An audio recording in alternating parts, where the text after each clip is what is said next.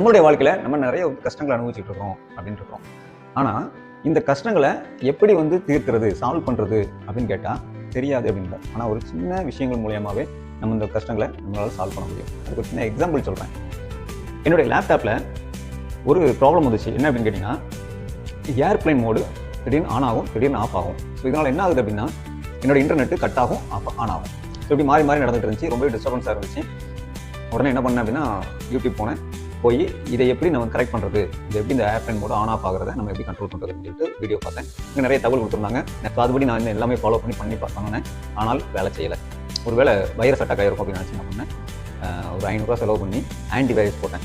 Ready பண்ணி எல்லாமே restart பண்ணி எல்லாமே பண்ணி பார்த்தேன். சரியாகலை.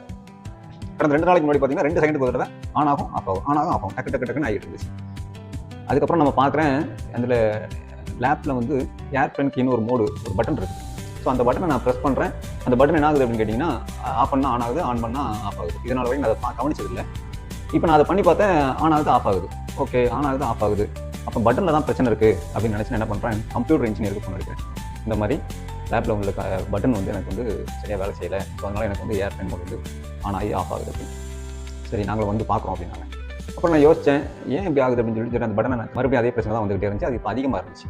இப்போ ரொம்ப அதிகமாக இருக்குது அப்படின்னு சொல்லிட்டு நான் என்ன பண்ணேன், அந்த பட்டன் இருக்கிற இடத்துல வாயை வச்சு பூன்னு காற்றை ஊதிட்டு மறுபடி அந்த பட்டனை ப்ரெஸ் பண்ணிவிட்டு விட்டேன். ப்ராப்ளம் சால்வ் ஆகிட்டு. நல்லா ஞாபகம் வச்சுக்கோங்க, கிட்டத்தட்ட ஒரு 15 நாளாக இந்த பிரச்சனையில் நான் இருந்துகிட்டு இருக்கேன். ஓகேவா? என்னால் இந்த 15 நாள் இந்த பிரச்சனையை சால்வ் பண்ண முடியல. ஆனால் இந்த பிரச்சனை எந்த மாதிரி இருந்திருக்கு அப்படின்னு கேட்டிங்கன்னா, ஒரு சின்ன தூசி அந்த இடத்துல போய் அந்த பட்டனில் அடைச்சிருக்கு. ஸோ அந்த பட்டனில் அடைச்சதுனால, அந்த தூசியை அடைச்சதுனால, ரொம்ப மைனூட்டாக இருக்கக்கூடிய ஒரு தூசி அந்த பட்டனில் அடைச்சதுனால இவ்வளவு பிரச்சனை வந்துச்சு. அப்போ அந்த இவ்வளவு பிரச்சனைக்கான காரணம் ஒரு சின்ன தூசி. அந்த தூசியை முதல்ல கண்டுபிடிக்கணும் இல்லையா? கண்டுபிடிக்க தெரிஞ்சிருக்கணும். அதை தேடுனா தான் கண்டுபிடிக்க முடியும். சும்மா போட்டால் கண்டுபிடிக்க முடியாது. ஸோ தேடுனேன், கண்டுபிடிச்சேன், பிரச்சனையை சால்வ் பண்ணேன். சரியா? இது மாதிரி நம்மளுடைய வாழ்க்கையில் இருக்கக்கூடிய பெரிய பிரச்சனைகளுக்கு சொல்யூஷன் பார்த்தீங்கன்னா ரொம்ப சின்னதாக, ரொம்ப மைனூட்டாக தான் இருக்கும். பட் அதை கண்டுபிடிக்கணும். எதனால இந்த பிரச்சனை, எங்கே நம்ம டச் பண்ணால் இந்த பிரச்சனை சால்வ் ஆகும் அப்படிங்கிறத நம்ம கண்டுபிடிச்சிட்டோம் அப்படின்னா ஈஸியாக பிரச்சனைகளை சால்வ் பண்ணிடலாம். பிரச்சனை வராமையும் பாதுகாக்க முடியும். நான் அதை நல்லா க்ளீன் பண்ணி நீட்டாக வச்சுருந்தேன் அப்படின்னா நிச்சயமாக என்ன செஞ்சிருக்காது அப்படின்னா, இந்த டஸ்ட் உள்ளே வந்திருக்காது. அப்படி தானே? இந்த தூசியானது உள்ளே வந்திருக்காது. அப்படின்னா அந்த டஸ்ட் வராமல் நான் பாதுகாக்கிறதுக்கு என்ன பண்ணணும் அப்படிங்கிறதையும் நம்ம பார்த்துருக்கோம்.